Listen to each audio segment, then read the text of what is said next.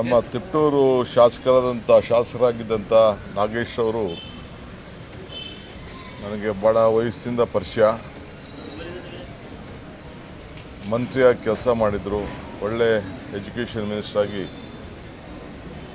ಭಾಳ ಪ್ರಾಮಾಣಿಕವಾದಂಥ ಒಬ್ಬ ವ್ಯಕ್ತಿ.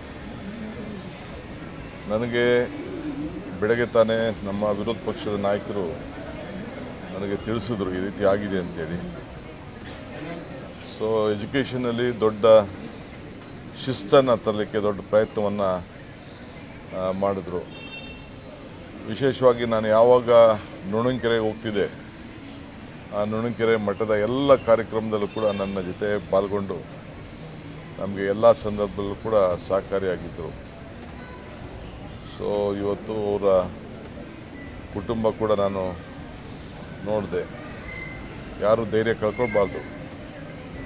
ಬದುಕು ಸಾವು ಯಾರ ಕೈಲೂ ಇಲ್ಲ, ಪ್ರಕೃತಿಯ ನಿಯಮ.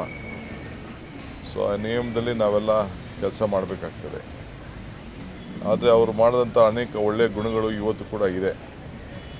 ಆ ಕ್ಷೇತ್ರದಲ್ಲಿ ಏನು ದೊಡ್ಡ ಜನಸಂಖ್ಯೆ ಅವ್ರದ್ದೇನಿಲ್ಲ, ಆದರೂ ಕೂಡ ಅವರು ಅಪಾರವಾದಂಥ ವಿಶ್ವಾಸ ಗಳಿಸಿ ಅಲ್ಲಿ ಜನಪ್ರತಿನಿಧಿಯಾಗಿ ಸೇವೆಯನ್ನು ಮಾಡಿಕೊಂಡು ಬಂದಿದ್ದಾರೆ. ಸೊ ಅವರ ಆತ್ಮಕ್ಕೆ ಶಾಂತಿ ಸಿಗಲಿ.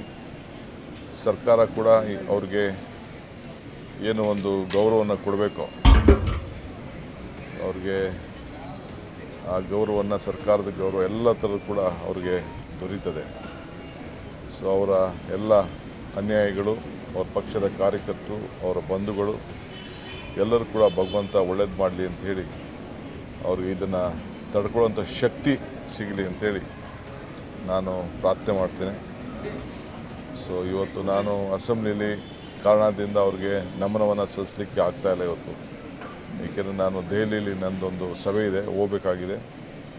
ನಾಳೆ ತಮಿಳುನಾಡಿನಲ್ಲಿ ಒಂದು ಸಭೆ ಇದೆ, ಹೋಮ್ ಮಿನಿಸ್ಟ್ರು ಕರೆದಿರೋಂಥ ಸಭೆ, ಅದರಲ್ಲೂ ಕೂಡ ಪಾಲ್ಗೊಳ್ಬೇಕಾಗಿದೆ. ಸೊ ಅದರಿಂದ ನಾನು ಇವತ್ತು ಅಸೆಂಬ್ಲಿಯಲ್ಲಿ ಅವ್ರಿಗೆ ನುಡಿ ನಮನವನ್ನು ಸಲ್ಲಿಸಲಿಕ್ಕೆ ಸಾಧ್ಯ ಆಗ್ತಾಯಿಲ್ಲ.